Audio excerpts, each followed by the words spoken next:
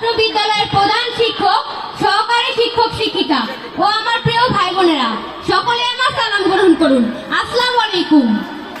ইংরেজিতে একটা প্রবাদ রয়েছে, what is lotted can not be blotted, অর্থাৎ ভাগ্যের লিখন না গায়ে খণ্ড। দেখে আজকের এই উপস্থিত বক্তৃতায় আমার ভাগ্যে ভাগ্যবিধাতা কি রেখেছে।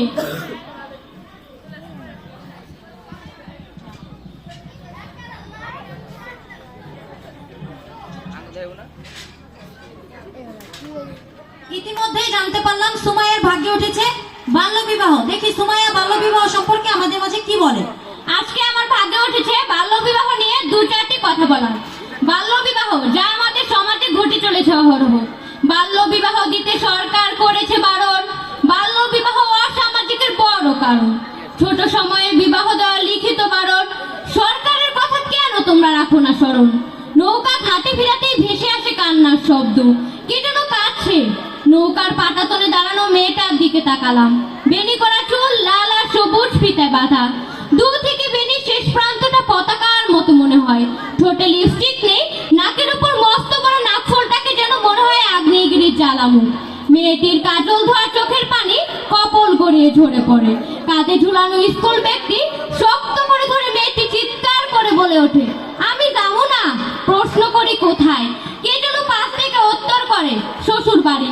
ঠিক এইভাবে বাসন্তীর জীবন থেকে বসন্তগুলো মুছে দেয় শিহরে। আজ আমরা এমন একটা প্রেক্ষাপটে দাঁড়িয়ে আছি যেখানে দেশের ৬৬ ভাগ নারী সবগুলো দাঁতের মালিক হওয়ার আগে স্বামীর মালিক হচ্ছে। আজ আমরা এমন একটা প্রেক্ষাপটে দাঁড়িয়ে আছি যেখানে দেশে বাল্যবিবাহ নামে নারীদেরকে ঠেলে দেওয়া হচ্ছে শারীরিক নির্যাতনের দিকে, যা বন্ধের প্রয়োজন সচেতনতার বলাই গড়ে তোলা। একটি শিক্ষিত জাতি পেতে প্রয়োজন একজন শিক্ষিত মা, বলেছেন প্রখ্যাত দার্শনিক নেপোলিয়ন বোনাপার্ট। অথচ আমরা এত শতকে এসেও নারীদেরকে শিক্ষা থেকে বঞ্চিত হতে দেখেছি। তার প্রধান কারণ বাল্যবিবাহ। আগামী প্রজন্ম সুষ্ঠুভাবে বেড়ে ওঠা এবং সুনাগরিক হিসেবে গড়ে উঠতে বাল্যবিবাহ একটা বড় বাধা হয়ে দাঁড়িয়েছে। সম্মানিত অতিথিবৃন্দ, বর্তমানে আইনের মাধ্যমে আমরা বাল্যবিবাহ থেকে রোধ পাচ্ছি না। লক্ষ্য করুন, সভ্যতার ইতিহাসে সর্বপ্রথম লিখিত আইন হলো হাম্মুরাবির আইন, যা ১৭৮৬ খ্রিস্টপূর্বে সম্রাট হাম্মুরাবি প্রণয়ন করেন। ২৮২টি ধারা সংবলিত এই আইন সম্পর্কে এখন এটাই বিশ্বাস করা হয় যে হাম্মুরাবি আইন ছিল পৃথিবীর সবচেয়ে কঠোর আইন।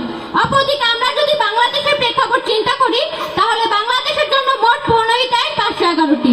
কিন্তু হতাশার ব্যাপার হলো মোট আইনের ১০% আইনও বাস্তবায়িত হয় না, যার কারণে মেয়েদের এই পরিস্থিতিতে ভুগতে হচ্ছে।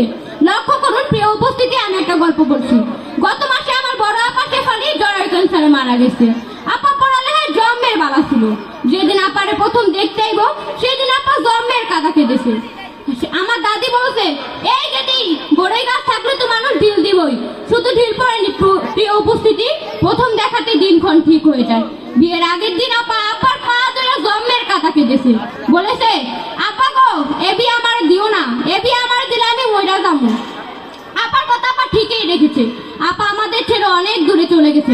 সম্মানিত অতিথিবৃন্দ, এই যদি হয় বাংলাদেশের কঠোর আইনের বাস্তবায়িত, তাহলে এতটুকু নিশ্চয়তা কেন আমার আপুকে দিতে পারেনি।